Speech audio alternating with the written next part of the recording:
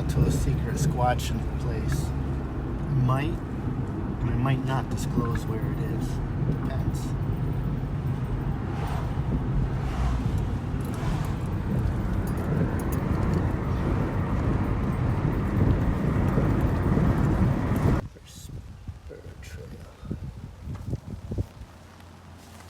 Hi everybody, we're at Prospect Mountain Preserve, Litchfield. 404 acres. Trails vary in difficulty. We're here, we're on Cat Hole Road, and there are 3 parking spots. There's a pond over here, so we'll check that out next time, but today we're here, and there's several mines in here, so there's some minerals. I don't know what kind of mines, but we're gonna go. It's raining, so we're not. I said I was going to keep it secret, so much for that. Let's get in there. It's raining. We'll see what we got. It looks like a fairly difficult hike. So let's get in there. Oh, look at this. Look at this. This is common plantain, and this is edible, and this is medicinal. The entire plant is fantastic. You can use this like spinach. You can make pesto with it. And these stamens here have a lot of medicinal properties. Really good for your stomach and intestinal issues. Check it out, common plantain. You want to get you some of that. I'll get some from Richard Sear. Oh, this is slippery. Come on, let's go. Come on. Go, man. Go. This is jewelweed here. I was talking about jewelweed before. This is you could look at it like a sort of a hollow stem. This is good if you get poison ivy or insect bites.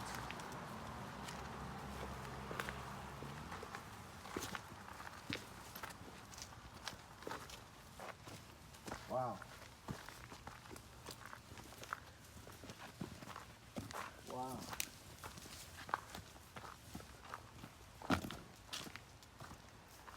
So it's a loop trail of 2 miles. If you stay on the blue.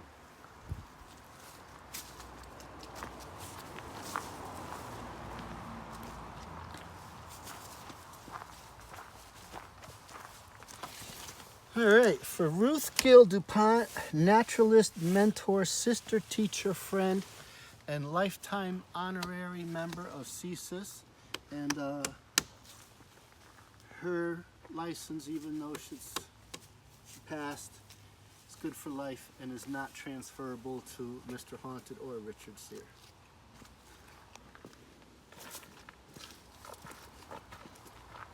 Mr. Haunted, you're in a lot of trouble. I've been watching you on Facebook. You're in a lot of trouble, mister.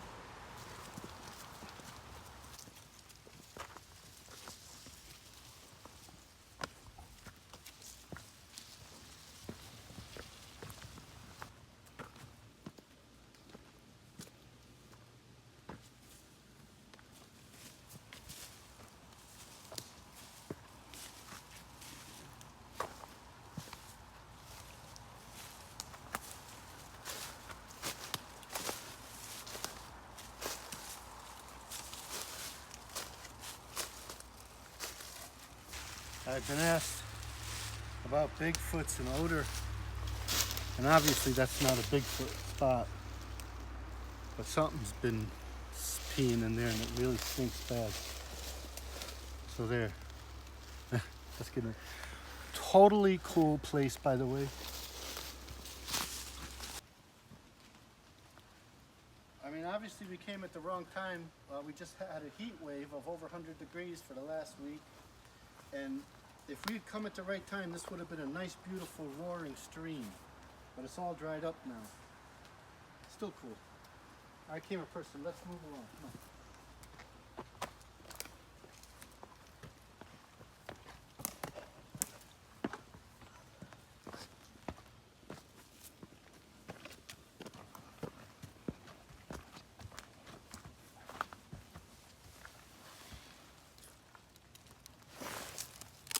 A lot of woodworkers like this blue stained wood. If it's still in good condition, I guess it's really fancy and expensive stuff to make pens and other things out of it.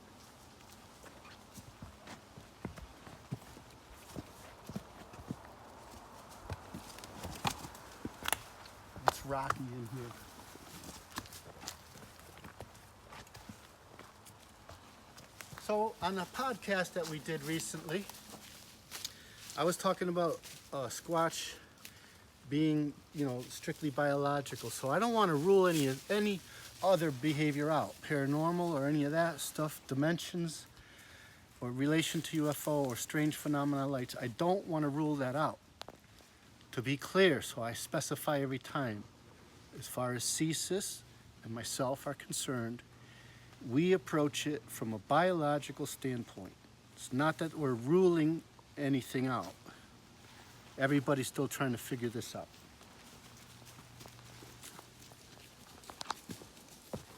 But thank you for asking that and making your comments. I welcome comments and stuff. Don't be afraid.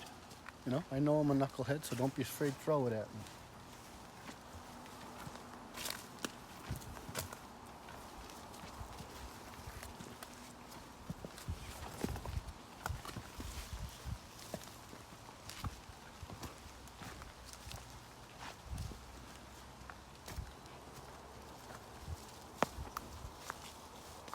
I gotta tell you, in all of the places we've been to in the close to 5 years of CCIS and before that, I've never seen anything like this here in Connecticut.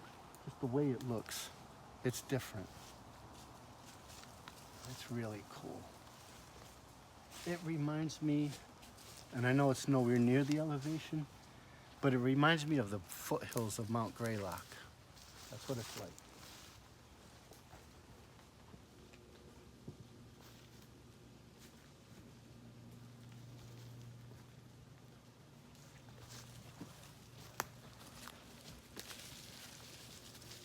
All right, I gotta throw a shout out. I'm a little embarrassed. Okay, I'm a little embarrassed, but shout out to Mark and Skylar. You guys rock. Because Mark told me about this place, and he sort of visits Connecticut and lives here part-time, and he's a Mainer, so I love that about him. But he told me about this place, and he's like, oh yeah, you gotta go. And I'm like, where is it? It's only, say, less than 10 miles away from my house. And I was like, no, I never heard of it. He goes, oh yeah, no, you're gonna love it. And I do. So shout out to Mark, and if you guys want to embarrass us here at CCIS with new spots, let us know.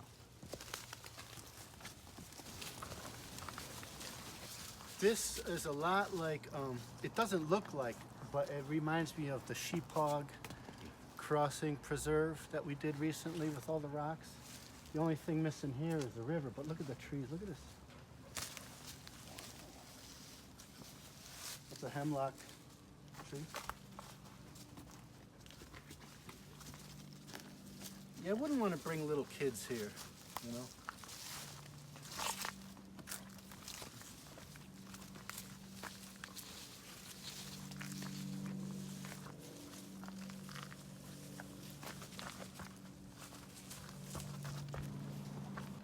I definitely get the feeling of being watched in here. It's just, man, it's just cool. You know what time it is.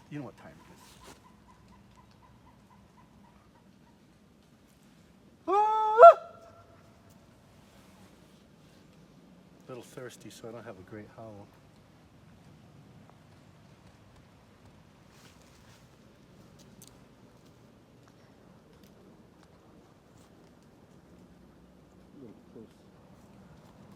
We're a little close to the road too still.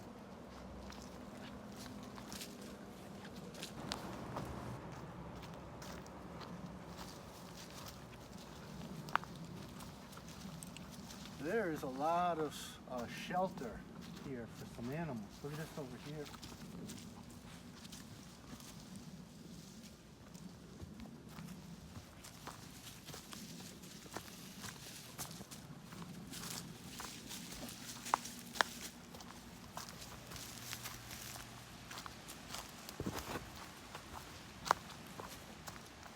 Canopy here is so thick that it's raining right now, and not a drop is coming through. That's going to change as the leaves get wet, but right now there's not a drop coming down.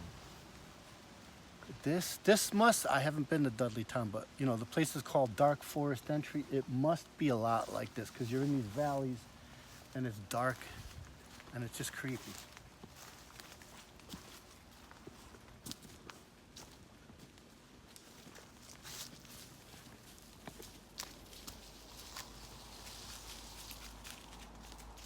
That just happened, this thing here. That's just natural tree fill, I think. Oh. Oh man.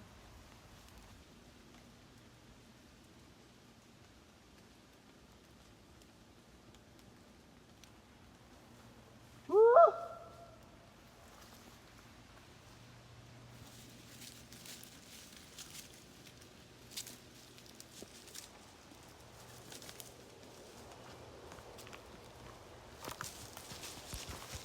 In a place like this, looking over here, now you would think that I'm gonna say there's structures in there. No, I think all of that's just tree fall.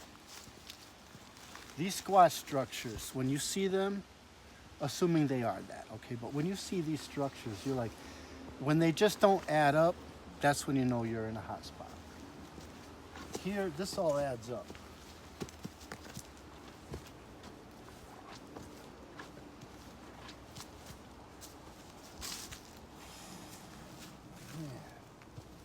Whoa! Okay, you know I gotta go in there, right? I hope there ain't a bear or mountain lion in there.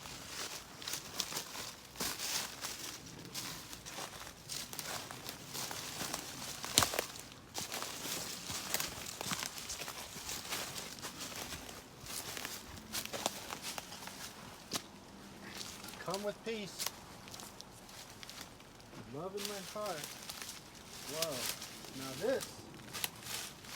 Whoa. Oh.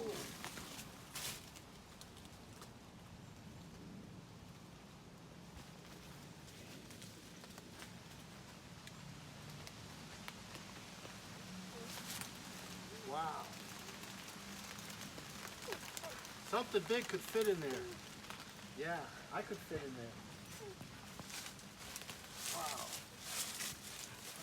And this is I have no doubt the mountain lions in Connecticut utilize this ambush point, no doubt about it. But I didn't smell anything urine like the other spot. That was strong, like, whoa, what's that smell? This place, whoa. This place has Puckwedgie written all over it, if you ask me. But we come in peace, love, and you know what we're gonna do, people? We are gonna leave our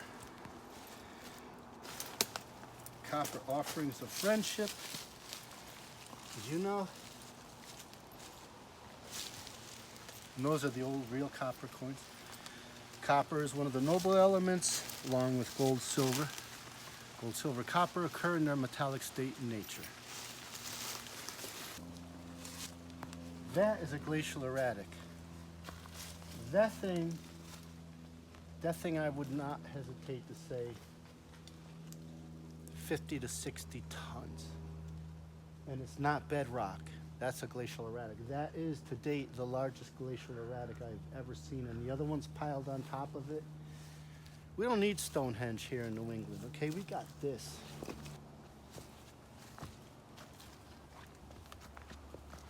Man, and so you move on, and then there's another one just like it, even more impressive.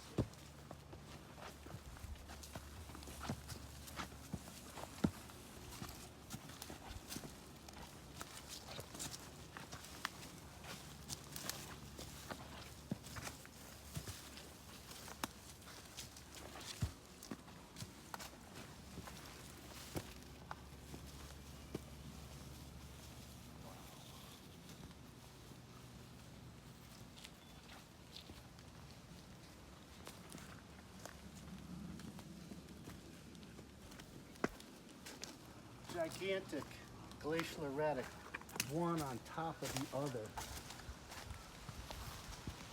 And a lot of these came from Maine and up there, moved down here along with the ice sheet, so we left you, Maine, with some really nice barren soil, good for cranberries, potatoes, and blueberries. You're welcome. Thank you for this.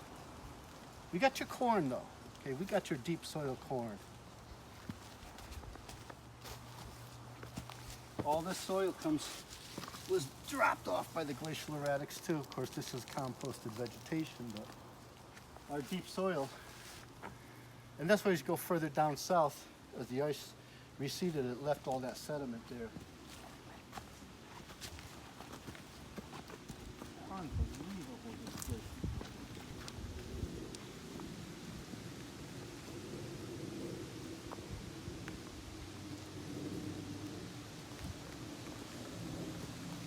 That looks interesting.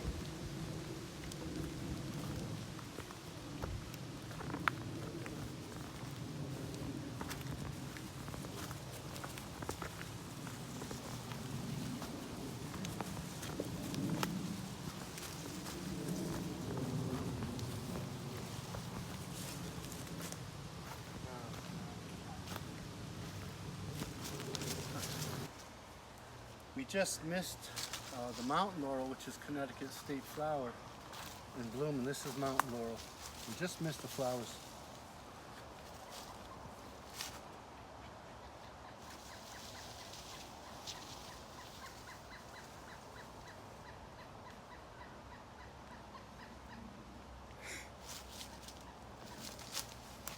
That happens a lot when I howl in the woods. Let's see.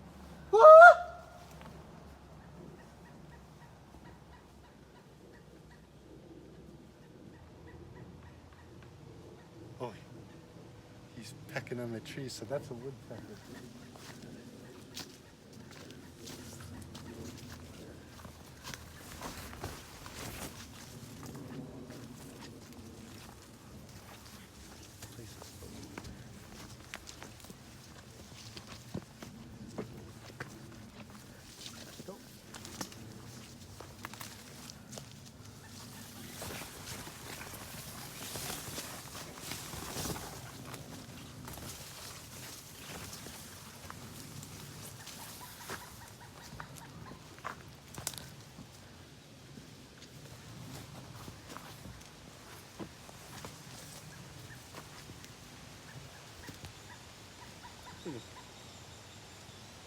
That's the largest woodpecker I ever saw. Come on.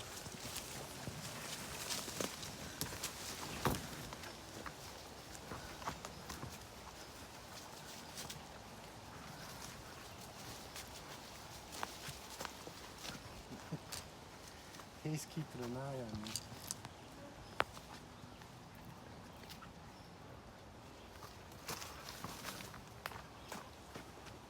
He is staying right with us. He's mad. Maybe he has, he or she has babies right now, or just about ready to fly. Maybe, and a lot of times birds will use that as a distraction to get you away from the net.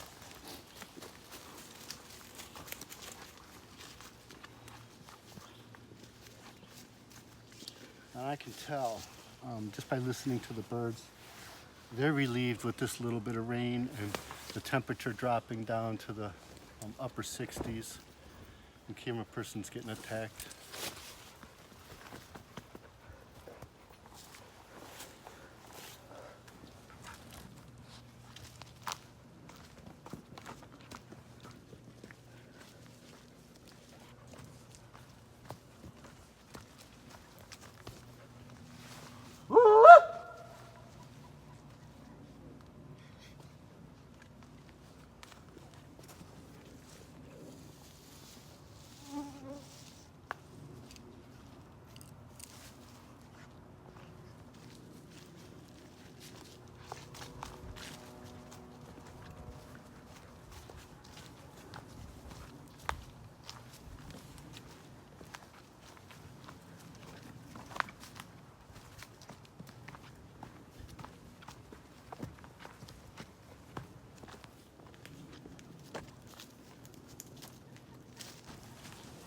No water for the boy.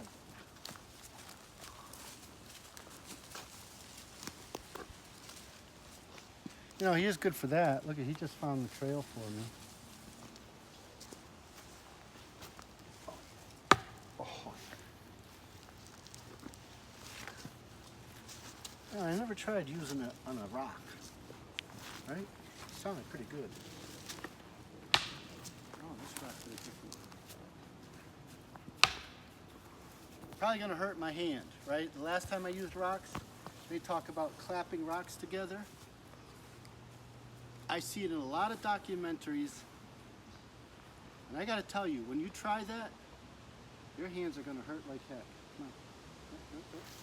You're messing up my squatching rock.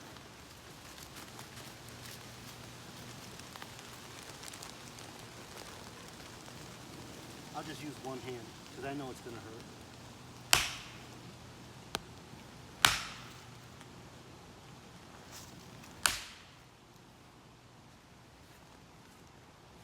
Camera person saying try it on this rock. That's a good squatching stick right there. I might bring this one to the conventions with me.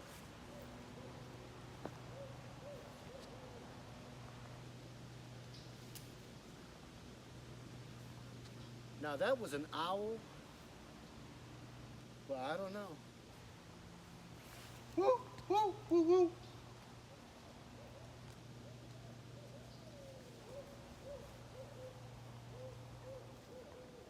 Woo, woo, woo, woo. Woo, woo, woo, woo.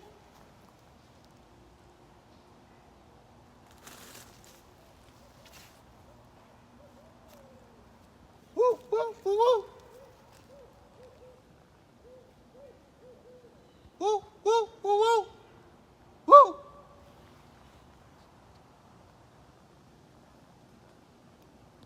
I bet they go dead silent now.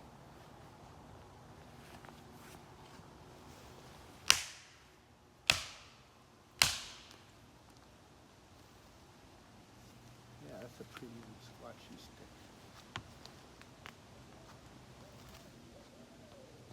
Woo, woo, woo, woo. Woo, woo, woo, woo. Woo, woo, woo, woo. Woo, woo, woo, woo.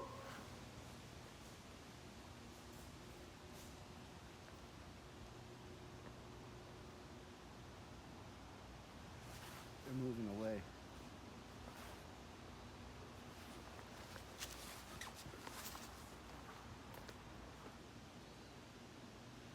I have heard of what?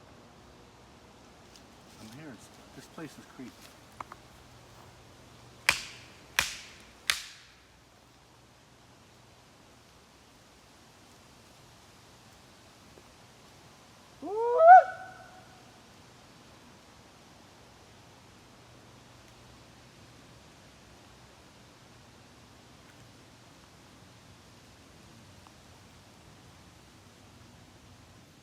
We'll run.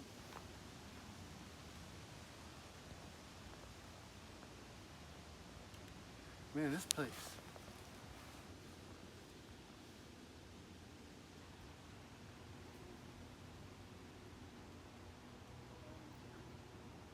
Dog's kind of freaking out. Let's move along.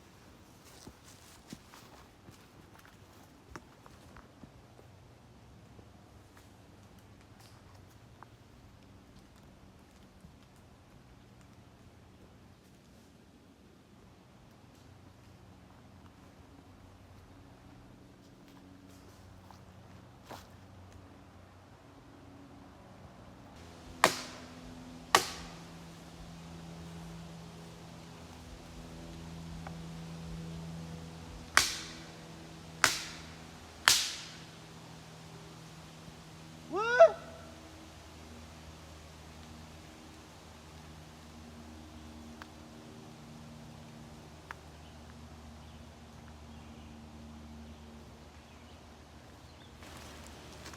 Well, we got your pretty typical set of deer and coyote tracks in there, pretty typical.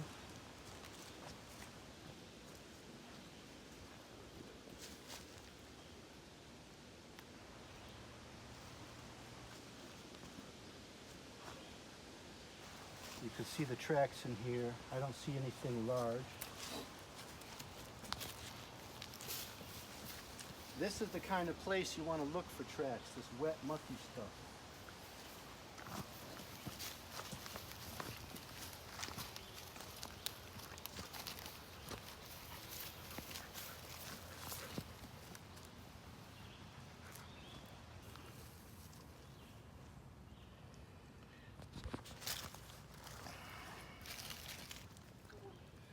Well, so you're seeing that, and that, and that, and that would be toes.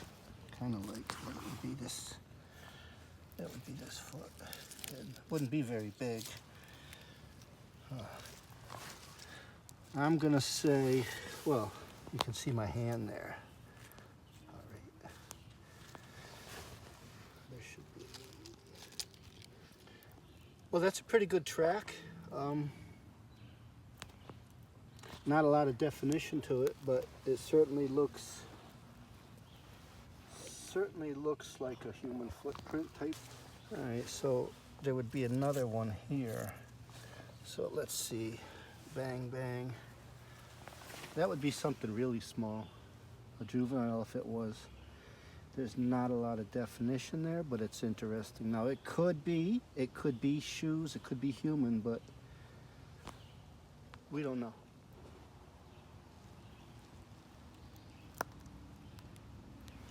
The outline would be heel and then the toes. That to me would be the right toe because this side seems to be bigger. And then you have this one here, kind of like, So then that would make the path, the gate before it, if this one's going in this direction, somewhere in this area here.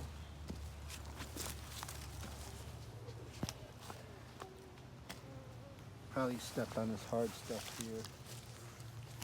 Why would you step in there?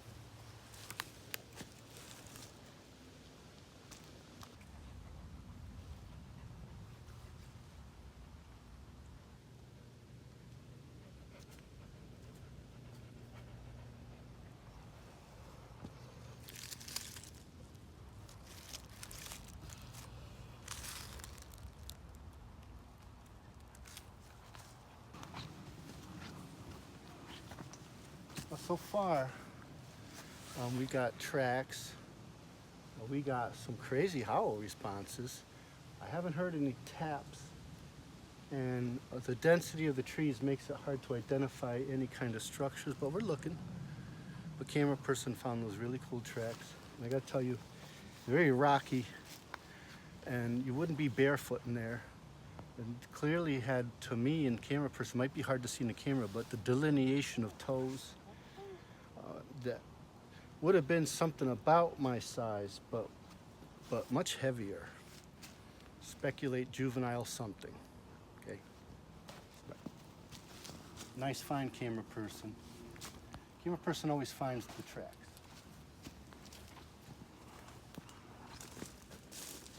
I guess it's just a hunter in me that always feels like deer tracks. And I don't hunt, but I come from a hunting family. This place is really cool. If I was a squatch, this is where I would be.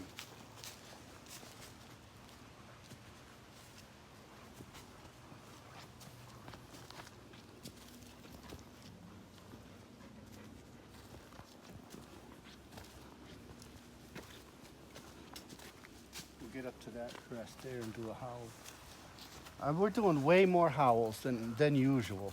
Usually I do maybe 3. Probably this is the most howls and call taps I've ever done.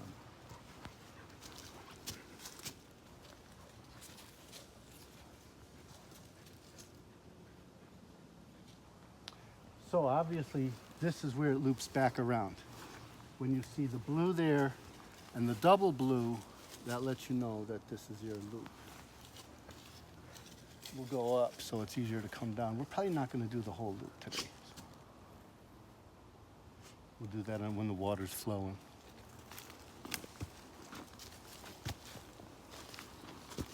I would come back here before the Sheephog Crossing Preserve. That place was just gnarly, but it had a lot of water. And I had fun with the owls. I hope we caught that on camera. That was crazy.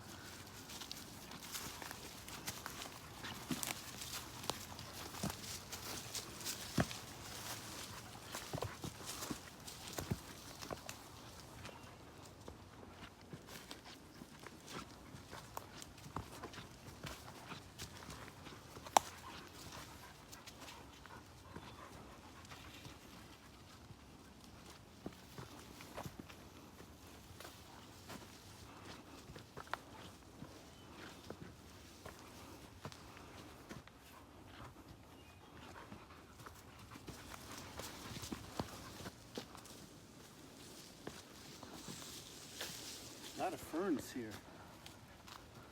They're everywhere.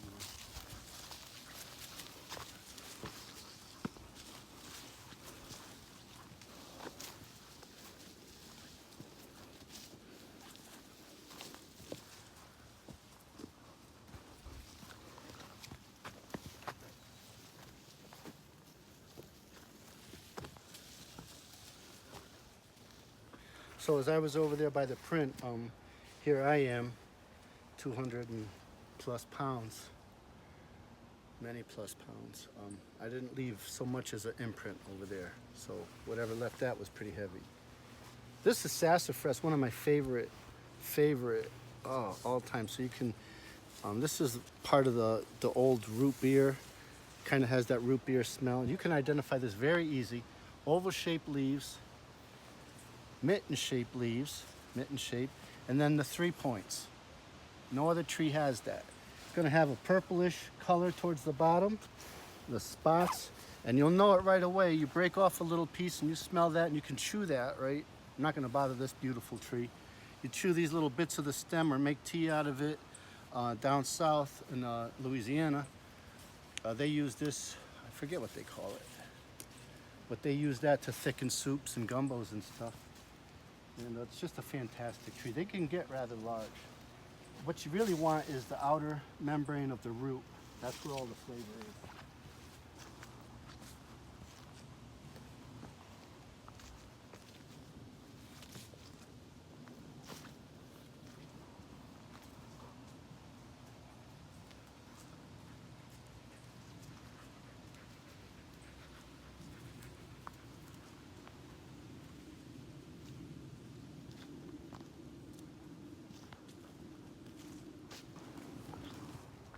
Look at this beauty.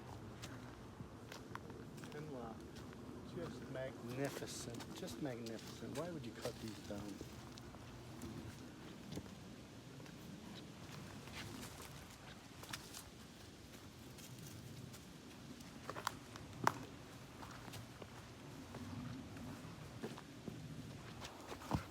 Fields are getting bad. Time to go. This will be the spot where we turn around.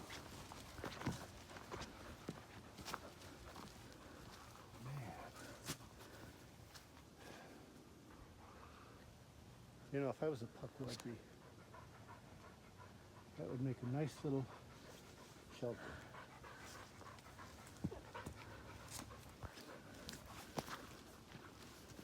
And I hope we're on friendly terms with them.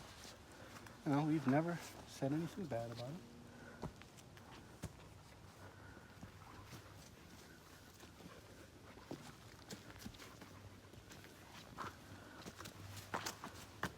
Right on that slab over there.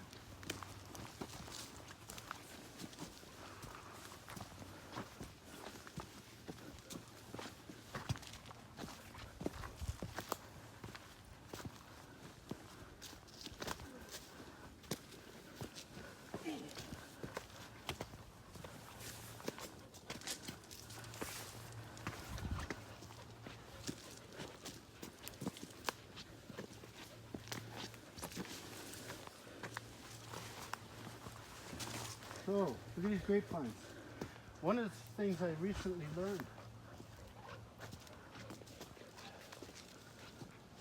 is you can cut these, and just like they show in the Amazon, you can get water out of these. But better, when you cut that, you kill that vine. They make a notch and then extend a little piece like this off into a bag, and that'll drip filtered water for you. You get a couple cups of water, that could save you. So grapevines, again, you just slash it and make a funnel point off of that slash where you can collect the water, filtered, bacteria free. Well, we're gonna turn around.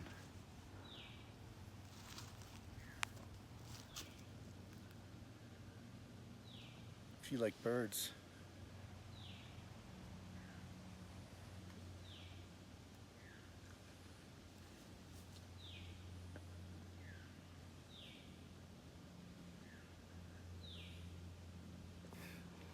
They know. They know what I'm gonna do. And so do you, right, everyone?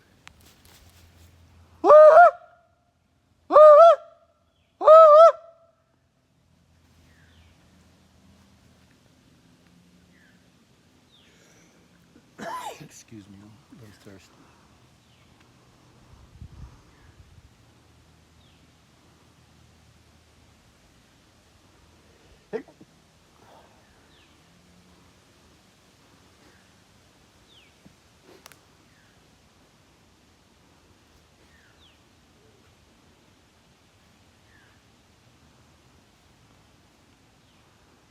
I bet those birds do that all day long to each other. If you like mosquitoes, that seems to be the season is prime for that right now. Well, that's going to conclude it for us. We thank you today for joining us at Prospect Mountain Preserve in Litchfield off of Cat Hole Road. A very awesome place. It goes on and on and on for miles. There's mines and all kinds of cool stuff. And if you came, we came after a heat wave, so all the little rivers, there's a nice mosquito, right there. Yeah, get off of me. That's important bat food. You'd have some really nice little rivers if it was a real rainy season. I could even tell even this floods. But that's it for us.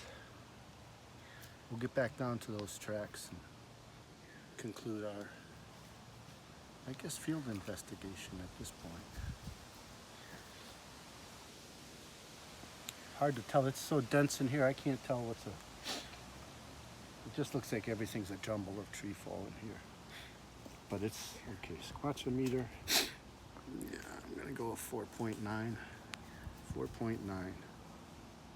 yeah, 4.9. Oh, by the way, remember to track your way to our like and subscribe button. Check out our merchandise. You want to get yourself some CCIS stuff. And we're all over social media, and so let us know what you think and leave some comments. And remember what it's all about. It's all about getting out there.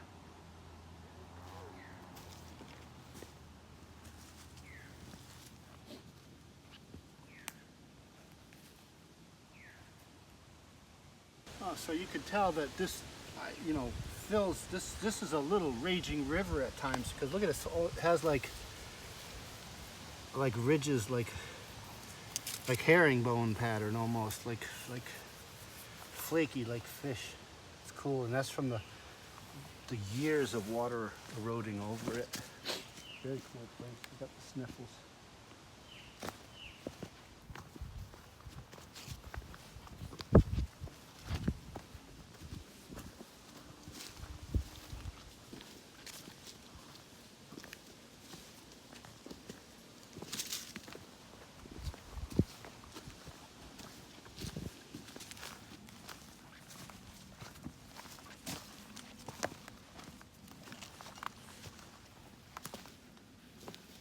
Mary.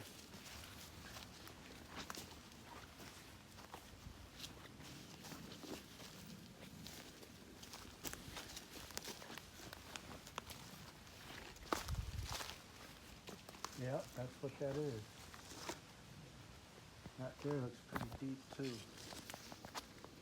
So I'm gonna go with this as the mine. I've seen mines before and they look just like this. That one, I don't know what they were mining. I don't know what kind of mine it is. The rock's almost, maybe iron. Yeah, they had that. I bet that's a, all right, we're gonna let him swim. I got him. That's pretty deep.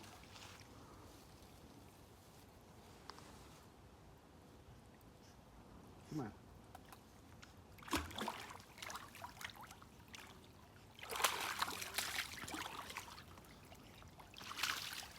I'm gonna go with iron mine, just by the rusty look of the rocks. But we'll look into that. I'm kind of a rock hound myself. I have a pretty extensive mineral collection. That looks really deep. Man, I bet you that goes down pretty deep. And it looks like, he raised over here.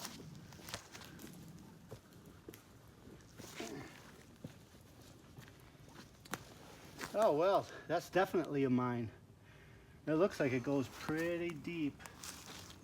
And then it struck bedrock. Struck groundwater. Yeah, that's iron. So as I was saying, I have a pretty good extensive mineral collection, and that's cool. It looks to me like the kids jump off of this and go swimming, doesn't it? Because I guarantee you that's probably a good 20 feet straight down. I'm gonna have just a look over this ridge and see if there's another hole. There's another one here.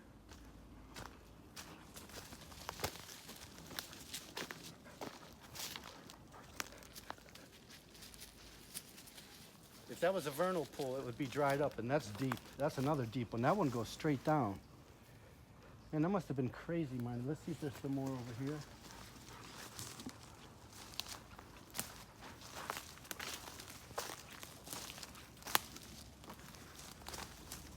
Usually they're clustered around. You find one, there's usually a bunch others.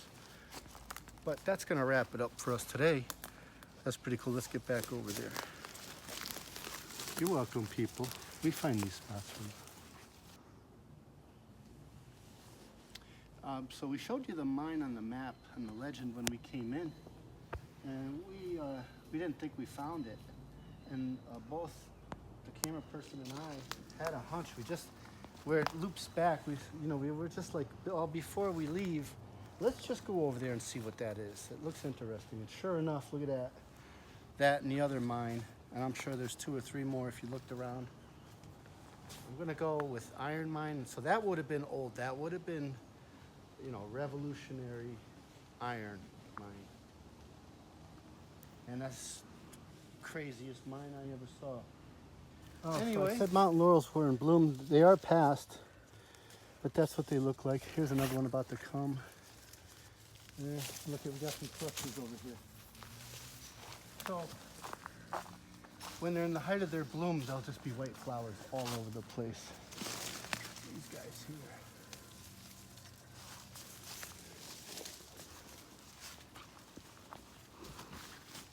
So we made it to this mine, and a little bit further, here's where we're parking. It's raining now, so we had a really good time.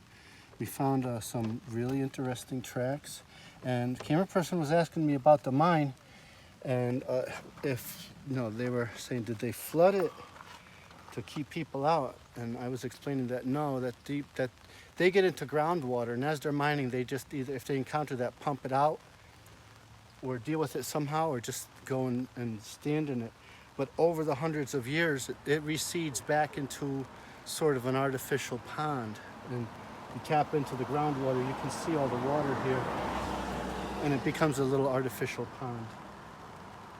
And so this dog here, this guy, our squatching dog, we bust on him all the time that he stinks and he repels the squatches. As we got in there, you're not seeing it on this little legend, but there's all these side trails, and it kind of reminded me of Camp Columbia when we might have got lost temporarily.